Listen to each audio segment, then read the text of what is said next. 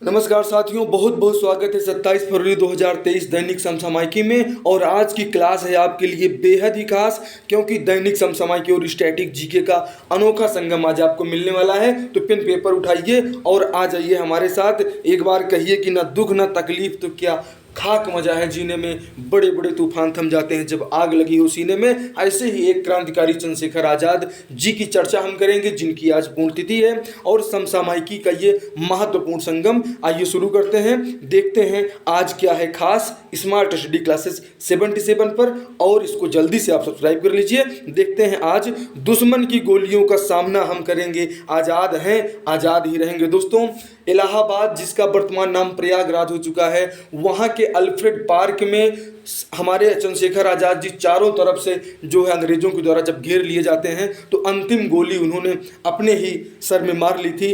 और आज उनकी पुण्यतिथि है। उन्होंने कहा था, अगर अभी भी तुम्हारा खून नहीं खौला तो यह खून नहीं पानी है। एक जुनून जगाइए अपनी परीक्षा के लिए कि आने वाली आगामी नौकरी आप सरकारी ले रहे हैं। उन्होंने कहा था, चिंगारी आज़ादी की सुलगी मेरे जश्न में है, इंकलाब की ज्वालाएं लिपटी मेरे बदन में है, मौत जहां जन्नत हो ये बात मेरे वतन में है, कुर्बानी का जज्बा जिंदा मेरे कफन में है। हमारे चंद्रशेखर आज़ाद जी, पंडित चंद्रशेखर आज़ाद की आज पुण्यतिथि पर स्मार्ट स्टडी क्लासेस की तरफ से सत सत नमन है। आइए देखते हैं आज की महत्वपूर्ण सुर्खियां। आज ही के दिन 27 फरवरी 1931 में प्रयागराज के अल्फ्रेड पार्क में अंग्रेजों द्वारा चारों तरफ से घेर लिए जाने के कारण चंद्रशेखर आज़ाद अंतिम गोली से अपने आप को कर दिया था आज़ाद। ऑस्ट्रेलिया की महिला टीम ने साउथ अफ्रीका को उसी के घर में हराकर 6वीं बार वुमेन्स T20 वर्ल्ड कप पर किया कब्जा। प्रधानमंत्री ने 200 साल पुराने विरासत कुएं के जीर्णोद्धार के लिए क्षेत्रीय रेलवे प्रशिक्षण संस्थान सिकंदराबाद की सराहना की। मन की बात की 98वीं कड़ी में प्रधानमंत्री ने पारंपरिक खेलों के प्रोत्साहन को बढ़ावा देने का किया आग्रह। लोरी राइटिंग कंपटीशन में पहला पुरस्कार कर्नाटक के BM मंजूनाथ ने जीता।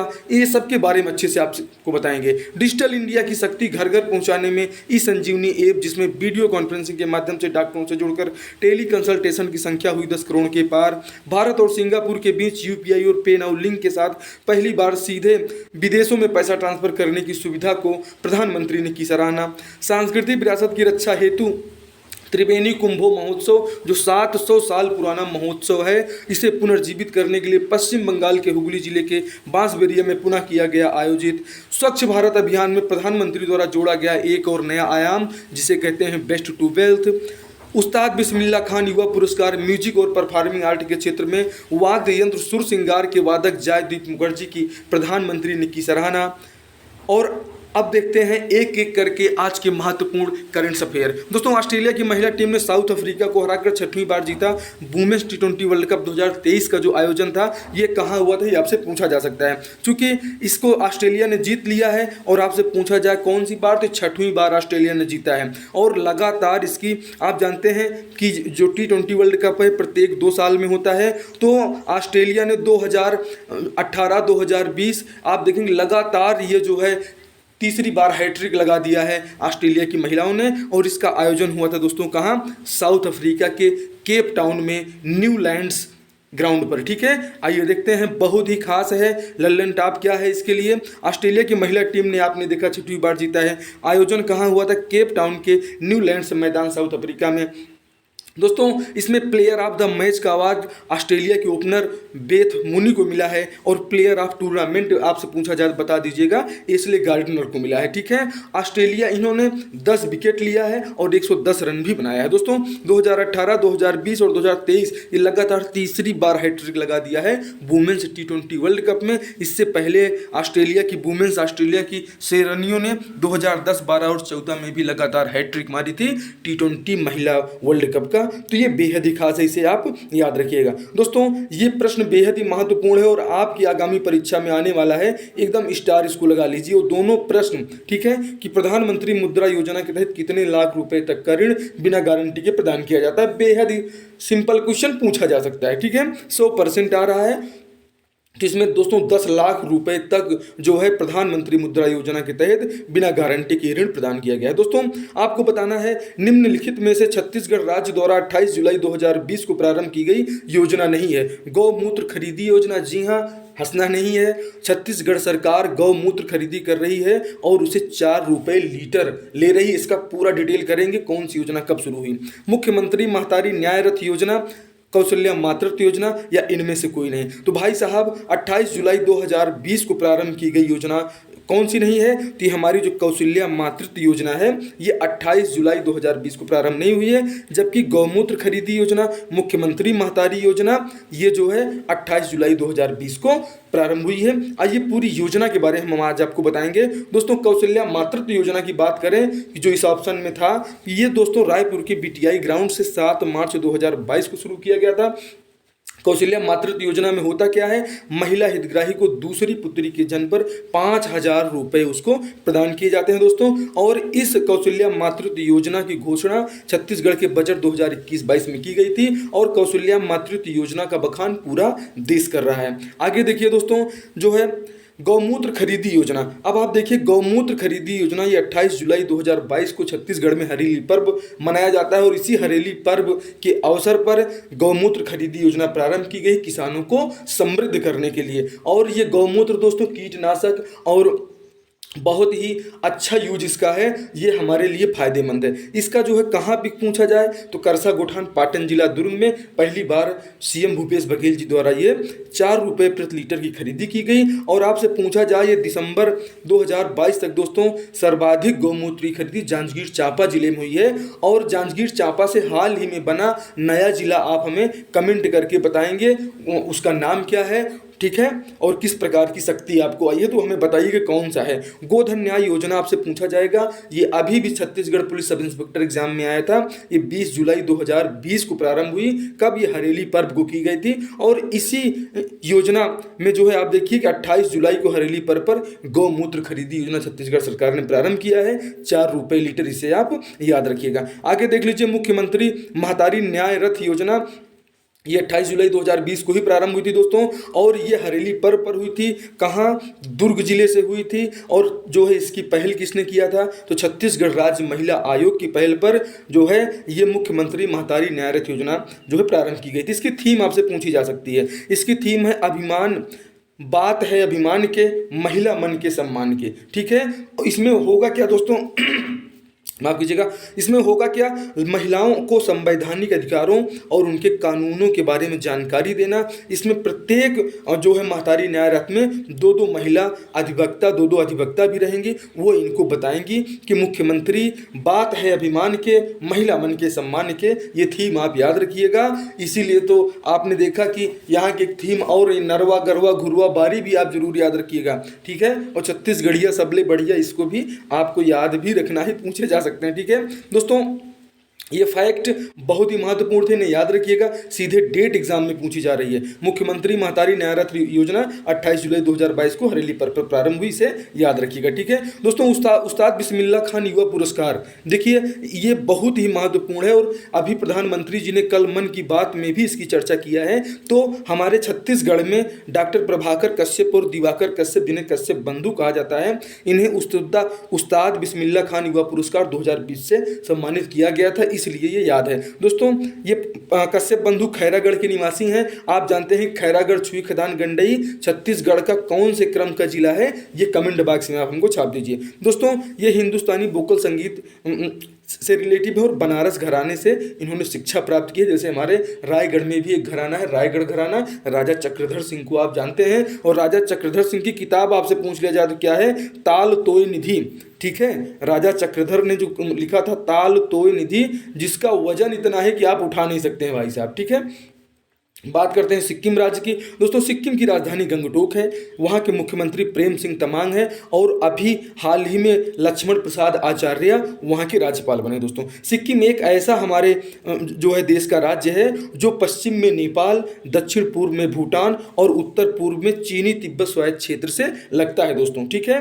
और ये इन्हीं से जो है ये अंतर्राष्ट्रीय सीमा साझा करता है दोस्तों। ये सिक्किम का भारत में विलय 16 मई 1975 को हुआ था और आप सभी जानते हैं कि दुनिया की तीसरी सबसे ऊंची चोटी कंचनजंगा यही सिक्किम में स्थित है, इसे भी थोड़ा सा याद रखिएगा। दोस्तों बात करते हैं लल्लन टॉप फैक्ट्स की। तो राज्यसभा का उपसभापति आपसे पूछ लिया जाए कौन है, राज्यसभा का सभापति कौन होता है भैया, तो आप जानते हैं कि राष्ट्रपति होते हैं, ठीक है, वाइस प्रेसिडेंट उपराष्ट्रपति होते हैं, ठीक है। और अगर उपसभापति पूछ लिया जाए, सभापति वाइस प्रेसिडेंट होंगे जिन्हें उपराष्ट्रपति आप कहते हैं, और उपसभापति आपसे पूछा जाएगा तो श्री हरिवंश सिंह राज्यसभा के वर्तमान में उपसभापति हैं, और वर्तमान में लोकसभा के अध्यक्ष कौन है, ओम बिरला है। दोस्तों कॉमनवेल्थ गेम्स 2022 का शुभंकर बार बार पूछा जा रहा है, पेरी द बुल याद रख लीजिएगा। 36वें राष्ट्रीय खेल का शुभंकर क्या था, तो ये सावस था। और छत्तीसगढ़ में बात करें तो राजीव गांधी ग्रामीण ओलंपिक खेल का शुभंकर क्या था भैया, तो इसका शुभंकर था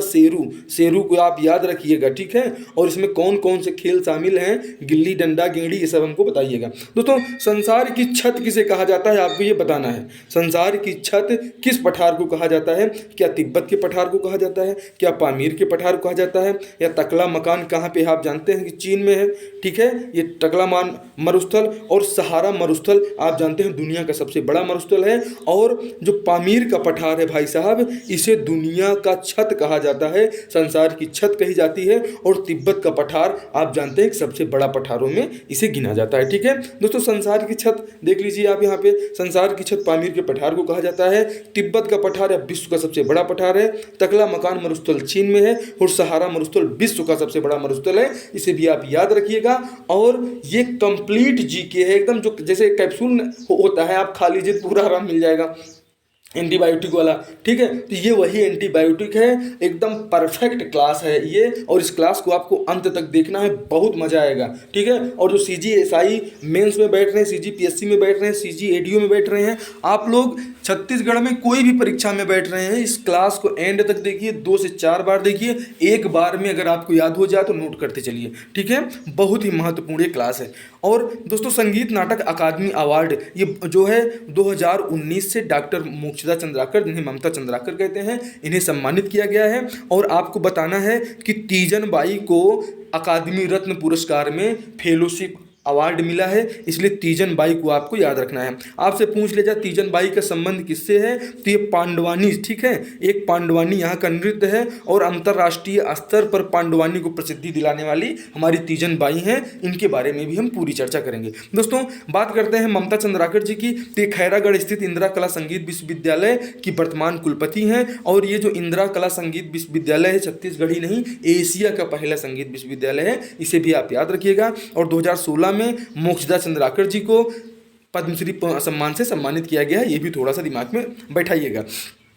आगे देखते हैं संगीत नाटक अकादमी फेलोशिप अवार्ड 2022, आप जो है अभी घोषणा आपने इनकी सुना था, और इसमें जो है इनको फेलोशिप अवार्ड में जो इनको सम्मान दिया गया है भाई साहब, ये तीजन बाई को जो है अकादमी रत्न से सम्मानित किया गया है। और ये अभी आप देख रहे हैं पद्म विभूषण सम्मान इनको 2019 में मिला है, और पद्म भूषण कहा जाए 2003 में, पद्मश्री से 1988 में, और 2022 में श्री सत्य साई शक्ति वुमेन्स ऑफ एक्सीलेंस अवार्ड हमारी पांडवानी गायिका तीजन बाई को ये मिला है, इसे भी आप याद रखिएगा। दोस्तों ये प्रश्न आपसे जरूर पूछा जाएगा, लोरी राइटिंग कंपटीशन, प्रधानमंत्री मोदी जी ने पूरे देश से जो है लोगों को कहा था कि भाई आप बच्चों के लिए लोरी बना बना के भेजिए, और उसमें जो पहला आएगा, जिसकी लोरी सबसे अच्छी रहेगी उसको पुरस्कार दिया जाएगा। तो भैया BM मंजूनाथ को क्या मिला है, ये पुरस्कार मिला है। अगर डॉक्टर बालकृष्ण तिवारी की बात किया जाए तो डॉक्टर बालकृष्ण तिवारी को छत्तीसगढ़ राज्य अलंकरण समारोह, ठीक है, छत्तीसगढ़ राज्य अलंकरण समारोह में ये जो 2022 वाला है, इसमें इनको संस्कृत सम्मान प्रदान किया गया है। रूपचंद्र धीवर, इनको भी राज्य अलंकरण सम्मान पुरस्कार प्राप्त हुआ है, और श्रीमती गंगोत्री वर्मा को भी मिला है, इनके बारे में भी हम आपको पूरा बताने वाले हैं, ठीक है। ध्यान से देखते चलिए, लिखते चलिए। लोरी राइटिंग कंपटीशन में पहला पुरस्कार कर्नाटक के जामनगर जिले के BM मंजूनाथ ने जीता। डॉक्टर बालकृष्ण तिवारी छत्तीसगढ़ राज्य अलंकरण समारोह 2022 में संस्कृत भाषा सम्मान इन्हें प्रदान किया गया है। रूपचंद धीवर को छत्तीसगढ़ राज्य अलंकरण समारोह में श्रीमती बिलासाबाई केवटिन मत्स्य विकास सम्मान से सम्मानित किया गया है। और श्रीमती गंगोत्री वर्मा की बात किया जाए तो इन्हें दानवीर भामाशाह पुरस्कार प्रदान किया गया है छत्तीसगढ़ राज्य अलंकरण समारोह में। इसे भी थोड़ा सा दिमाग में रखिएगा ही रखिएगा। दोस्तों अगला प्रश्न आपका विज्ञान से आ जाता है, एकदम कंप्लीट आपको स्टैटिक जीके और करंट अफेयर मिलेंगे। दर्पण पर बना वस्तु का प्रतिबिंब वस्तु के दर्पण से दूर जाने पर छोटा हो जाता है, उसे निम्न में से कौन सा दर्पण कहेंगे? अवतल दर्पण कहेंगे, उत्तल कहेंगे, समतल कहेंगे, या इनमें से कोई नहीं भाई साहब। तो दर्पण पर जो वस्तु का प्रतिबिंब बनता है उसे क्या कहते हैं? तो ऑप्शन एक आपका इसमें बिल्कुल परफेक्ट हो जाएगा, ठीक है। उसे क्या कहेंगे? उत्तल दर्पण कहेंगे, ठीक है भैया। ये ऑप्शन आपका 2 में है, उत्तल दर्पण। इसे कौन सा दर्पण कहते हैं? तो इसे उत्तल दर्पण कहते हैं। आइए पूरा डिटेलिंग को हम देख लेते हैं। दर्पण पर बना वस्तु का जो प्रतिबिंब है वस्तु के दर्पण से दूर जाने पर वो छोटा हो जाता है, ठीक है, उसे उत्तल दर्पण कहते हैं। दोस्तों उत्तल दर्पण के प्रतिबिंब की जो प्रकृति होती है वो आभासी, सीधी और वस्तु से छोटी होती है, सीधे एग्जाम में आता है, ठीक है। उत्तल दर्पण का प्रयोग कहाँ कहाँ किया जाता है? आपसे के एग्जाम में आता है तो ट्रक, कार, जो आपकी गाड़ी में साइड मिरर लगा है ना, उसको याद रख लीजिएगा, इसमें उत्तल दर्पण का प्रयोग किया जाता है। और सड़क पर लगे परावर्तक लैंपों में भी उत्तल दर्पण का प्रयोग होता है, ये आप ध्यान रखिएगा। बात कर लेते हैं लल्लन टॉप में अवतल दर्पण की भी। तो दोस्तों अवतल दर्पण पे क्या होता है? सीधा एवं वस्तु से बड़ा उल्टा व वस्तु के दूर जाने पर प्रतिबिंब बढ़ता है। आपने देखा अवतल में घटता था और उत्तल में घटता था और अवतल में प्रतिबिंब बढ़ जाता है। दोस्तों सूर्य के प्रकाश को एक बिंदु में केंद्रित करने के लिए सोलर कुकर में अवतल दर्पण का ही प्रयोग किया जाता है। हम आपके डॉक्टर साहब जब आपके कान और गले की जांच करते हैं तो उस जांच में भी अवतल दर्पण का ही डॉक्टर साहब प्रयोग करते हैं। और जो आप सर्च लाइट लिए टहलते हो, रात में मारते हो, बहुत दूर तक जाती है वो सर्च लाइट, और जब नाई की दुकान में अपनी जो है फ्रेंच कट दाढ़ी आप बनवाते हैं तो भैया नाई की दुकान में भी आप अवतल दर्पण ही देखते हैं, इसे याद रखिएगा। और दंत चिकित्सक जब आपके दांत में छेनी हथौड़ी चलाते हैं भाई साहब तो वो अवतल दर्पण का ही प्रयोग करके देखते रहते हैं, इसे भी थोड़ा दिमाग में बैठा के रखिएगा। बेहद महत्वपूर्ण क्लास है दोस्तों। क्लास अच्छी लग रही हो तो अपने दोस्तों में शेयर कीजिए, और चैनल को सब्सक्राइब नहीं किए सब्सक्राइब कर लीजिए, और ज़्यादा से ज़्यादा कमेंट करके बताइए कि और किस प्रकार की क्लासेस आपको चाहिए। दोस्तों वंदे मातरम पत्रिका ये बहुत महत्वपूर्ण है। आप जानते हैं कि वंदे मातरम पत्रिका दोस्तों यह अंग्रेजी भाषा का एक समाचार पत्र था जिसको 1905 में अरविंदो घोष ने किया था। तो वंदे मातरम पत्रिका के संपादक कौन है? अरविंदो घोष हैं। कब हुई? 1905 में हुई। दोस्तों वंदे मातरम पत्रिका का पहली बार 6 अगस्त 1906 को प्रकाशन हुआ था। और एक वंदे मातरम पत्रिका और है जो अगर भारत में पूछा जाए भैया, ठीक है, वंदे मातरम पत्रिका का भारत में प्रकाशन कौन किया था? वो अरविंदो घोष उसके संपादक हैं, ठीक है। लेकिन अगर विश्व में बात किया जाए तो मैडम भीकाजी कामा द्वारा भारतीय राष्ट्रवादी प्रकाशन ने पेरिस से सितंबर 1909 में किया था, ठीक है। जो पेरिस से वंदे मातरम पत्रिका संचालित हुई थी उसका संचालन, उसका संपादन मैडम भीकाजी कामा द्वारा किया गया था। लेकिन भारत में बात किया जाए तो अरविंदो घोष ने किया था 1906 में, और मैडम भीकाजी ने 1909 में किया था, इसे भी थोड़ा सा दिमाग में रखिएगा। दोस्तों 27 फरवरी 1931 को आपने अभी पढ़ा, हमने कहा था ये हमारे आज़ादी के नायक हैं, भगत सिंह के राजगुरु के परम साथी रहे, लाला लाजपत राय को लाठी चार्ज के बाद उनकी मृत्यु हो गई तो उनका बदला लेने वाली टीम के ये थे। और अल्फ्रेड पार्क में 27 फरवरी 1931 को चारों तरफ से घेर लिए जाने के बाद इन्होंने अंतिम गोली अपने आप को मारा। चंद्रशेखर आज़ाद जी का जन्म 23 जुलाई 1906 को हुआ था। इनका पूरा नाम था चंद्रशेखर तिवारी, इन्हें पंडित जी भी कहा जाता है। तो पंडित जी और चंद्रशेखर आज़ाद को जोड़ के रखिएगा, ऐसे जाबाज आपको हमारे इस जो है धरती पर मिलेंगे जिन्होंने पूरे देश का नाम रोशन किया है। इनके पिताजी का नाम सीताराम तिवारी था। इनके पूर्वज दोस्तों उन्नाव जिले के बदरका गांव में थे, और हम सरकार से चाहेंगे कि सरकार इनके घर का संरक्षण थोड़ा सा कराए, उसको थोड़ा मेंटेन करवा दे। क्योंकि भाई साहब मैं स्वयं ये उत्तर प्रदेश के उन्नाव जिले में इनके घर को देखने गया था, और उनके घर की हालत अभी चंद्रशेखर आज़ाद जी के घर की हालत बहुत ख़राब, वहाँ कोई नहीं रहता, ठीक है। ऐसे वो पूरा एकदम खंडहर टाइप का पड़ा हुआ है। सरकार को ध्यान देना चाहिए। ये वही भगत सिंह के साथी हैं, ये वही राजगुरु के साथी हैं, ये सैंडर्स को गोली मरवाने वाली टीम के लोग हैं जिनको पकड़ नहीं पाए, काकोरी ट्रेन डकैती करवाने वाले लोग हैं जिसको अंग्रेज पकड़ नहीं पाए। और इसीलिए आज़ाद जी ने कहा था कि हम गोली का सामना करेंगे, आज़ाद हैं, आज़ाद ही रहेंगे, और अंतिम गोली इन्होंने अपने आप को मार ली थी। तो चंद्रशेखर आज़ाद जी को सत नमन है। दोस्तों चंद्रशेखर आज़ाद जी ने, आपने देखा कि 1923 में हिंदुस्तान रिपब्लिक रिपब्लिक एसोसिएशन का गठन किया था। इसमें राम प्रसाद बिस्मिल, जोगेश चटर्जी, सचिंद्र नाथ सन्याल, इन लोगों ने किया था। और इसका गुप्त रूप से पुनर्गठन इन्होंने कब किया था? तो 1928 में चंद्रशेखर तिवारी, जिसे चंद्रशेखर आजाद के नाम से आप जानते हैं, भगत सिंह के साथ गुप्त रूप से हिंदुस्तान रिपब्लिक एसोसिएशन का पुनर्गठन किया था। 1925 में काकोरी ट्रेन एक्शन में अशफाक उल्ला खान, ठाकुर रोशन सिंह, राजेंद्र लाहिड़ी के साथ शामिल थे, लेकिन अंग्रेज इनको गिरफ्तार नहीं कर पाए। और आजाद जी झांसी की रानी, जो आपने देखा है कि जो है झांसी की रानी, जिसे जर्नल ह्यूरोज क्या कहता है कि यहाँ पे जो एक स्त्री पड़ी है, इस पूरे 1857 के स्वतंत्रता संग्राम में यही अकेले पुरुष थी, बाकी तो सब पुरुष नहीं थे। ठीक है, ये जो है जर्नल ह्यूरोज के शब्द थे जब रानी लक्ष्मीबाई को उन्होंने मारा था, तब की बात हम आपसे कर रहे हैं। दोस्तों आगे देखिए, लाला लाजपत राय की मौत का बदला लेने के लिए शिवराम, राजगुरु, सुखदेव और भगत सिंह के साथ पुलिस अधीक्षक जेम्स ए स्कॉट की हत्या की साजिश की, लेकिन गलती क्या हो गई, सही पहचान नहीं हो पाई और उसमें additional SP John P Sanders को जो है गोली लगी और सैंडर्स जी मर गए। उसको जी नहीं कहना चाहिए, माफ़ कीजिएगा, ऐसे लोगों को हम जी नहीं कहते हैं। ठीक है, सैंडर्स मारा गया, जो बहुत ही नल्ला और बेकार लोग थे ये अंग्रेज। ठीक है, आगे देखते हैं दोस्तों, छत्तीसगढ़ के महत्वपूर्ण चीज़ देखिए दोस्तों, छत्तीसगढ़ की अभी 5वीं विधानसभा चल रही है और आपकी परीक्षा में आ सकता है कि अभी प्रोटेम स्पीकर कौन है, तो पत्थल गांव के विधायक राम पुकार सिंह ये प्रोटेम स्पीकर है। विधानसभा के अध्यक्ष कौन है? अभी चरणदास महंत है, जो शक्ति अब जिला बन चुका है, यहाँ से विधायक हैं। और विधानसभा के उपाध्यक्ष संतराम नेताम हैं। विधानसभा में भी वर्तमान में नेता धर्मलाल कौशिक हैं, जो बिल्हा से विधायक हैं और ये बीजेपी से हैं। ठीक है, इन्हें आप याद रखिएगा।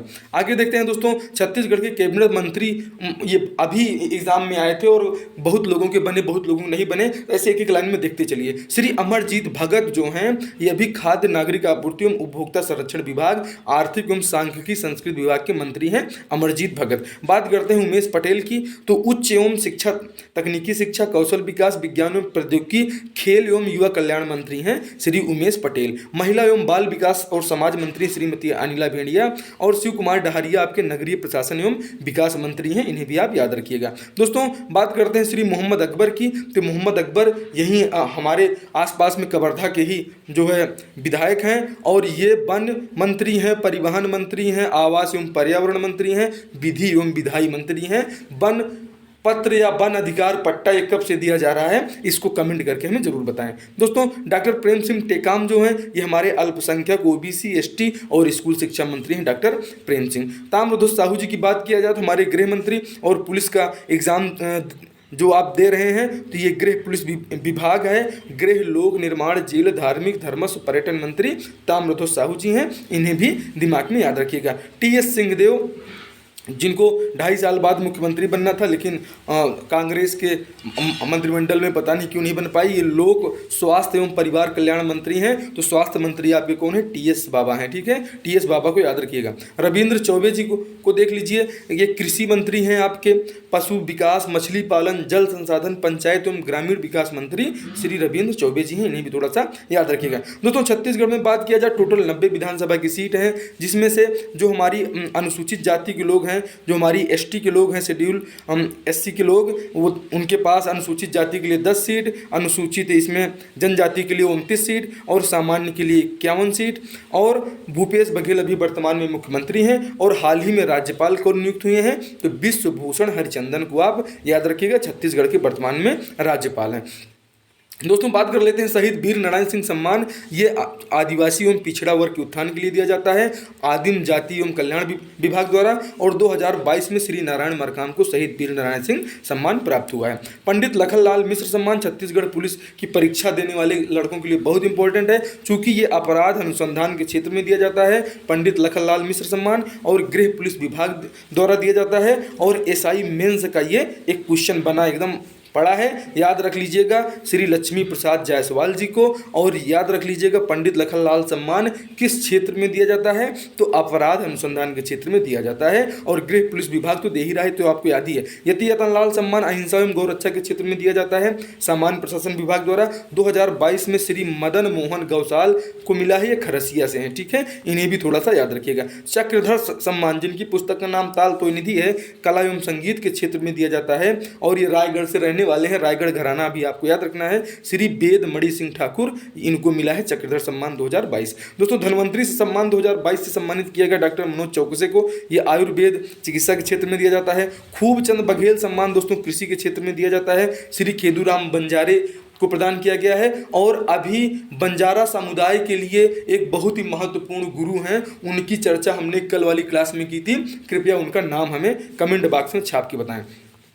देखिए दोस्तों, निकट दृष्टि दोष में किस लेंस का प्रयोग किया जाता है, ये बार बार एग्जाम में आ जाता है और इसमें कन्फ्यूजन ही हो जाती है। आज हम आपका कन्फ्यूजन ही दूर कर देंगे, बिल्कुल परेशान मत होइए। अवतल लेंस, उत्तल लेंस, अवतल दर्पण या उत्तल दर्पण, तो निकट दृष्टि दोष होता क्या है, आइए पूरी बात आपको बताते हैं। दोस्तों निकट दृष्टि दोष में अवतल लेंस का प्रयोग किया जाता है। और ये जो अवतल लेंस होता है दोस्तों, जल में जो उपस्थित बुलबुला होता है, ये अवतल लेंस या अपसारी लेंस की भांति कार्य करता है, एग्जाम में पूछा गया है। दोस्तों धूप का जो चश्मा होता है, ये इसका डायोप्टर 0 होता है और यदि किसी चश्मे में ऋणात्मक चिन्ह लगा है तो आप जान लीजिएगा कि भैया वो अवतल लेंस है। और उत्तल लेंस का प्रयोग दूर दृष्टि के दोष निवारण में होता है, इसे भी आप थोड़ा सा याद रखिएगा, ठीक है। तो जो इस प्रश्न का उत्तर हो जाएगा कि निकट दृष्टि दोष में किस लेंस का प्रयोग किया जाता है भाई साहब, तो ऑप्शन 1 आपका सही है, अवतल लेंस, ठीक है। आगे बढ़ें और इन चीजों को भी एक बार स्क्रीनशॉट ले लीजिए कि निकट दृष्टि दोष में अवतल लेंस का प्रयोग किया जाता है, ठीक है। जल में उपस्थित बुलबुला अवतल लेंस की भांति कार्य करता है। धूप के चश्मे में जो है 0 डायोप्टर होता है और यदि चश्मे में ऋणात्मक मान लगा हुआ है तो आप जान लीजिएगा अवतल है, और अगर प्लस का चिन्ह लगा हुआ दिखे तो उसे उत्तल मान लीजिएगा, ठीक है। और देखिए कि अब निकट दृष्टि में अवतल है तो दूर दृष्टि में क्या होगा, उत्तल लेंस का प्रयोग होगा, इसलिए हमने इसको लास्ट में लिया है। पहले निकट को समझ लो, उसके बाद दूर में उत्तल चला जाएगा, ठीक है। इसीलिए इसका नाम ही अवतल में आजा, नजदीक आजा, ठीक है। अवतल हो गया वो, अवतल में निकट दृष्टि दोष, उत्तल में मतलब उत्तल लेके जाना है, ठीक है। तो उसमें दूर दृष्टि दोष आपको याद रख लेना है, ठीक है। दोस्तों उत्तल लेंस का प्रयोग दूर दृष्टि निवारण में होता है। सूक्ष्मदर्शी एवं दूरदर्शी में उत्तल लेंस का प्रयोग किया जाता है। और जल की सतह पर बना बुलबुला उत्तल लेंस की तरह कार्य करता है, किंतु इसकी प्रकृति जो है इसकी प्रकृति माध्यम की सघनता पर निर्भर करती है। अभी आपने इससे पहले देखा था कि जो जल की सतह के अंदर, ठीक है, आप देखिए जल में उपस्थित, ये अंदर की बात है, अगर जल में उपस्थित बुलबुला अवतल लेंस अपसारी लेंस की भांति कार्य करता है, लेकिन वही बात कर लिया जाए जल की सतह पर अगर बुलबुला बनेगा तो उत्तल लेंस की तरह कार्य करेगा, ठीक है। और इस लेंस की आवर्धन क्षमता धनात्मक होती है, मतलब कहीं धनात्मक चिन्ह दिख जाए तो आप समझ लीजिएगा कि ये उत्तल लेंस है। और जो जिस आँख से आप देख रहे हैं इस क्लास को, आपकी आँख का में जो लेंस लगा है ना, जो भगवान ने लगा के दिया है, वो उत्तल लेंस ही लगा है, उसे आप याद रखिएगा, ठीक है। हमारी आँख का लेंस उत्तल लेंस होता है दोस्तों। और जो हमारी आँख की रेटिना होती है, इस पर जो प्रतिबिंब है वस्तु से छोटा और उल्टा बनता है, एकदम स्टार लगा के रखिएगा। खाली छोटा क्वेश्चन दिख रहा है, ये 3 नंबर आपको देके जाएगा, ठीक है। और सामान्य आँख अगर आप देख रहे हैं तो 25 सेंटीमीटर होती है सामान्य आँखों की स्पष्ट दूरी, आप इसे याद रखिएगा दोस्तों। हाल ही में छत्तीसगढ़ सरकार द्वारा मिनी माता महतारी जतन योजना का नाम बदलकर क्या रखा गया है, ये आपको बताना है, कई बार एग्जाम में पूछा जा रहा है। तो दोस्तों इसी का नाम रखा गया है भगिनी प्रसूति सहायता योजना, मिनी माता जो है महतारी जतन योजना का। दोस्तों हमर बेटी हमर अभियान, इसमें जो है महिला पुलिस कर्मचारी स्कूलों में जाएंगी और वो लोगों को, हमारी बच्चियों को बताएंगी कि what is good touch, what is bad touch, ठीक है, उनको जागरूक करेंगे। मुख्यमंत्री मितान और राजीव युवा मितान क्लब के बारे में भी आपको बताएंगे। आइए पूरी बात को समझते हैं दोस्तों। भगिनी प्रसूति सहायता योजना ये छत्तीसगढ़ श्रम विभाग कर्मकार कल्याण मंडल द्वारा चलाई गई है और इसी योजना का पहले नाम मिनी माता महतारी जतन योजना था, ठीक है। ये दोस्तों गर्भवती महिला श्रमिकों को दिया जाएगा। इसमें आर्थिक सहायता के रूप में 20,000 रुपये दिए जाएंगे और अधिकतम 2 बच्चों तक, ठीक है। और जनवरी 2022 में ये जो है मुख्यमंत्री श्री भूपेश बघेल जी द्वारा, पहले ये राशि 10,000 थी, इसको बढ़ाकर मुख्यमंत्री जी ने 20,000 किया है, इसको भी थोड़ा सा याद रखिएगा। हमर बेटी हमर मान अभिमान, ठीक है। तो इसको देख लेते हैं। इसकी घोषणा हुई थी 23 सितंबर 2023 में। इसमें महिला पुलिस अधिकारियों की सहायता से स्कूलों और कॉलेजों में बेटियों को कानूनी अधिकारों, गुड टच, बैड टच, छेड़खानी, यौन शोषण, साइबर क्राइम आदि के बारे में बचाव की जानकारी देना है। और इसमें महिला अपराधों की विवेचना महिला विवेचक करेंगी और चालान एकदम झट से तुरंत पेश हो जाएगा। मुख्यमंत्री मितान योजना, ये जो अंतर्राष्ट्रीय श्रम दिवस होता है 1 मई 2022 को मुख्यमंत्री मितान योजना प्रारंभ की गई। मुख्यमंत्री मितान योजना क्या है? मुख्यमंत्री मितान योजना में दोस्तों जो आपका मूल, जात, निवास, आय, विवाह प्रमाण पत्र है, ये सब आपको घर बैठे मिल जाएगा। और इसका आप टोल फ्री नंबर बिल्कुल याद रख लीजिएगा, चूंकि अभी टोल फ्री नंबर वाला एक क्वेश्चन CGSI में आया था, इसलिए मुख्यमंत्री मितान का टोल फ्री नंबर 14545 याद रखिएगा। मुख्यमंत्री मितान योजना में दोस्तों 5 साल तक के बच्चों को आधार कार्ड तथा पैन कार्ड बनाए जाने की सुविधा प्रदान की गई है। ये सुविधा कब प्रदान की गई, इसको कमेंट बॉक्स में आप छाप दीजिए, ठीक है, और एक बार इसको देख लीजिए। आइए हम आपको बताते हैं, मुख्यमंत्री मितान योजना के तहत 5 साल तक के बच्चों का आधार कार्ड घर बैठे बनाए जाने की घोषणा कब की गई?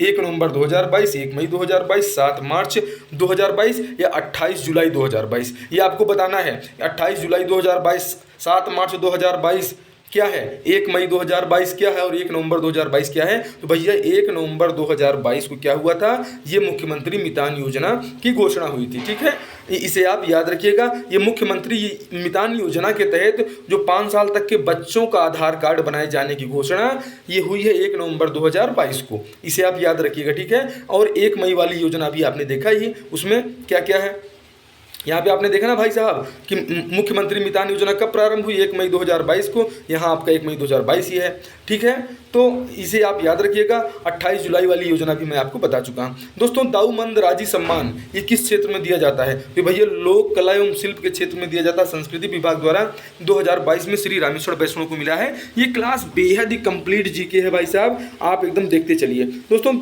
आपसे प्रश्न पूछ लिया जाए, कृष्ण कुंज योजना इसकी शुरुआत कब हुई? तो भगवान कृष्ण की जन्माष्टमी के अवसर पर 19 अगस्त 2022 को रायपुर की तेलीबांधा से ये प्रारंभ होता है। कृष्ण कुंज योजना में होगा क्या? इसमें दोस्तों धार्मिक एवं सांस्कृतिक महत्व के जीवनोपयोगी पौधों का रोपण किया जाना है, जैसे बरगद, पीपल, नीम, कदम के साथ साथ आम, इमली, बेर, गंगा इमली, जामुन, सैतूत, तेंदू, चिरौंजी। आप भाई साहब चिरौंजी के पेड़ भी नहीं देखे होंगे। छत्तीसगढ़ में तो हमने देख लिया है इसको, लेकिन हम जो अगर छत्तीसगढ़ के बाहर वाले लोग हैं और मेरे बहुत ऐसे साथी हैं जो चिरौंजी का पेड़ नहीं देखे हैं, भाई साहब हमने चिरौंजी का पेड़ देखा और चिरौंजी के पेड़ को हिलाकर हमने उसमें से चिरौंजी खाया भी, लेकिन बहुत मुश्किल से निकलता है।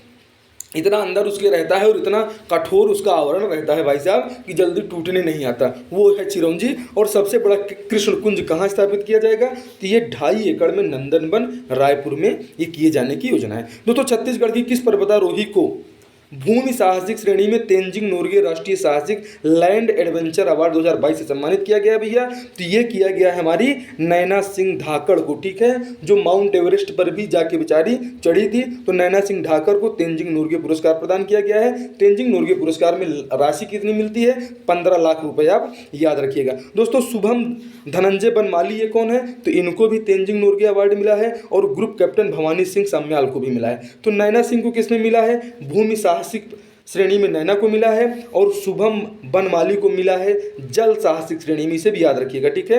कौन सी साहसिक श्रेणी में? जल साहसिक श्रेणी में मिला है जो है शुभम धनंजय बनमाली को, और ग्रुप कैप्टन कुंवर भवानी सिंह सम्याल को मिला है दोस्तों एकदम आज पूरे जीवन की उपलब्धि के लिए इनको सम्मानित किया गया है। ये तीनों पुरस्कार आप याद रखिएगा, ठीक है। नैना सिंह ढाकड़ को साहसिक श्रेणी में, शुभम धनंजय बनमाली महाराष्ट्र के हैं, ये जल साहसिक श्रेणी में, नैना सिंह जो है छत्तीसगढ़ के आप जान ही रहे हैं, और ग्रुप कैप्टन भवानी सिंह सम्याल को जीवन भर की उपलब्धियों के लिए ये सम्मान जो है प्रदान किया गया। दोस्तों मोटे अनाज Indian institute of millets research Hyderabad, ये पूछा जाएगा क्योंकि 2023 को मोटे अनाज का वर्ष घोषित किया गया है, मिलेट्स ईयर, ठीक है। तो इस मिलेट्स ईयर में अंतर्राष्ट्रीय मिलेट्स वर्ष 2023 के लिए सर्वश्रेष्ठ उदीयमान राज्य के रूप में किस राज्य को पुरस्कृत किया गया है? इंडियन इंस्टीट्यूट ऑफ मिलेट्स, ये कहाँ स्थित है? हैदराबाद में स्थित है। और इन्होंने तो भैया छत्तीसगढ़ में मुख्यमंत्री श्री भूपेश बघेल जी की अगुवाई में जो है मिलेट्स के लिए, आप जानते हैं कि छत्तीसगढ़ एक अकेला ऐसा राज्य है जो मोटा अनाज आता है ना, कोदो, कुटकी, रागी, ठीक है, तो इसको भी इन्होंने जो है MSP पे खरीदने की योजना ये मुख्यमंत्री जी ने बनाया है। इसके लिए पूरे किसान इनके लिए आभारी हैं। आगे देखिए, मोटे अनाज Indian institute of millets research Hyderabad द्वारा छत्तीसगढ़ को अंतर्राष्ट्रीय मिलेट वर्ष 2023 के लिए सर्वश्रेष्ठ जो है उदीयमान राज्य के रूप में पुरस्कृत किया है दोस्तों। कोदो कुटकी रागी को राजीव गांधी न्याय योजना में शामिल किया गया और इसमें एमएसपी जो है दी जा रही है दोस्तों। विश्व की सबसे लंबी पर्वत श्रृंखला पूछ लिया जाए आपसे कौन सा है, तो कहाँ स्थित है विश्व की सबसे लंबी पर्वत श्रृंखला? दक्षिणी अमेरिका में, उत्तरी अमेरिका में, यूरोप में स्थित है, तंजानिया में। तो आप जानते हैं कि सबसे लंबी पर्वत श्रृंखला कौन है भैया? एंडीज का नाम आपने सुना है ना। एंडीज जो है भाई साहब ये आपके दक्षिणी अमेरिका में पड़ता है और ये दक्षिणी अमेरिका में सबसे जो है एंडीज जो है सबसे लंबी पर्वत श्रृंखला मानी जाती है दोस्तों। उत्तरी अमेरिका की आपसे पूछ लिया जाए, यूरोप की चोटी पूछ लिया जाए, या तंजानिया में कौन सी चोटी स्थित है ये पूछ लिया जाए, तो आप कैसे बताएंगे? बिल्कुल मत परेशान होइए, हम आपको बता रहे हैं, देखते चलिए आप। विश्व की सबसे लंबी पर्वत श्रृंखला दक्षिण अमेरिका में स्थित है जिसे एंडीज पर्वतमाला कहते हैं दोस्तों। माउंट एकांकागुआ ये एंडीज पर्वतमाला की सबसे ऊंची चोटी है, इसे भी थोड़ा सा दिमाग में रखना है। और उत्तरी अमेरिका की सबसे ऊंची चोटी रॉकीज पर्वतमाला में स्थित माउंट मैकिनले है। ठीक है, आपने जो है दक्षिणी अमेरिका का देखा, अब उत्तरी अमेरिका का भी तो आपको जानना चाहिए कि दक्षिणी अमेरिका का पूछ लेगा तो क्या उत्तरी अमेरिका आपसे नहीं पूछेगा? पूछेगा, इसलिए आपको मैं बता रहा हूँ। उत्तरी अमेरिका की सबसे ऊंची चोटी रॉकीज पर्वतमाला में स्थित है जिसका नाम है माउंट मैकिनले। और माउंट एकांकागुआ दोस्तों एंडीज पर्वतमाला की सबसे ऊंची चोटी है और दुनिया की सबसे लंबी पर्वत श्रृंखला एंडीज पर्वत श्रृंखला, इसे आप याद रखिएगा। और मैकल पर्वत श्रेणी आपके छत्तीसगढ़ में किस जिले को वृष्टि छाया प्रदेश में किस जिले को वृष्टि छाया प्रदेश में लाती है, उसका उत्तर हमें जरूर बताइएगा। और कहीं कवर्धा होगा तो उसे याद रखिएगा। यूरोप की सबसे ऊंची चोटी बात किया जाए उसका नाम माउंट एल्ब्रुस है जो काकेशस पर्वत में है दोस्तों। किलीमंजारो पर्वत कहाँ स्थित है पूछा जाता है, बता दीजिएगा। तंजानिया में स्थित है, तंजानिया अफ्रीका महाद्वीप में है और अफ्रीका महाद्वीप की सबसे ऊंची चोटी जो है यही किलीमंजारो है, इसे आप याद रखिएगा। आपको हमने बताया उत्तरी अमेरिका की जितने महाद्वीप है सबकी बताएंगे आपसे, बिल्कुल परेशान मत होइए। जो है उत्तरी अमेरिका आप यहाँ देख रहे हैं ना, दक्षिणी अमेरिका, उत्तरी अमेरिका, यूरोप और तंजानिया सबके बारे में आप देख लीजिए कि दक्षिणी अमेरिका में स्थित है विश्व की सबसे लंबी पर्वत श्रृंखला एंडीज माउंट एकांकागुआ एंडीज पर्वत श्रृंखला सबसे ऊंची चोटी है। उत्तरी अमेरिका की बात किया जाए तो माउंट मैकिनले है और यूरोप की बात किया जाए तो माउंट एल्ब्रुस है जो काकेशस पर्वत पे है। और जो है अफ्रीका महाद्वीप की बात किया जाए तो किलीमंजारो है जो तंजानिया में स्थित है। और विश्व का सबसे ऊंचा पर्वत कौन सा है भाई साहब? तो पूरी दुनिया पढ़ेंगे तो क्या हम एशिया नहीं पढ़ेंगे भाई? एशिया भी पढ़ेंगे। और एशिया वाली जो हमारा हिमालय पर्वत है ये दुनिया का सबसे ऊंचा है, जिसे आप माउंट एवरेस्ट इसी में स्थित है, इसे आप जान लीजिएगा। विश्व का सबसे ऊंचा पर्वत कौन सा है? तो माउंट एवरेस्ट है जो हमारे भारत को एक प्राकृतिक बाउंड्री प्रदान करता है चाइना से, ठीक है, और भी लोगों से कि और जो है उल्टी सीधी गंदी हवाओं से, बहुत सारी जल धाराओं से, ठीक है, बहुत सारी वायु धाराओं से। तो ये चीज़ आप याद रखिएगा। अगर आपसे यही पूछ लिया जाए भैया कि ये जो ग्रेट डिवाइडिंग रेंज है ये स्थित कहाँ है, ठीक है, ब्लैक फॉरेस्ट कहाँ स्थित है, तो भैया ग्रेट डिवाइडिंग रेंज ये ऑस्ट्रेलिया के पर्वत पहाड़ हैं, ठीक है। ग्रेट डिवाइडिंग रेंज कहाँ है? ऑस्ट्रेलिया में है। और ब्लैक फॉरेस्ट आपसे पूछ लिया जाए भैया तो ब्लैक फॉरेस्ट ये पर्वत श्रृंखला कहाँ है? ये आपको जर्मनी में मिलेगी। जर्मनी के हिटलर को भी थोड़ा सा ध्यान रखिएगा, ठीक है। आगे बढ़े, विश्व का सबसे ऊंचा पर्वत हमारा माउंट एवरेस्ट है दोस्तों। ये करंट अफेयर की क्लास कैसी लगी, स्टैटिक जीके क्लास कैसी लगी, बेहद ही महत्वपूर्ण है। इसे 1 से 2 बार देखिए, कंप्लीट कैप्सूल आपके लिए है। परीक्षा कोई भी हो, आज वाली क्लास से कम आपको 5 से 10 प्रश्न खाली आज वाली परीक्षा से ही मिल जाएंगे। आज जिसकी भी परीक्षा है जाइए परीक्षा दीजिए, लेकिन इस क्लास को देख के जरूर जाइएगा, ठीक है। आपसे मिलते हैं कल के महत्वपूर्ण करंट अफेयर के साथ। जय हिंद, जय भारत।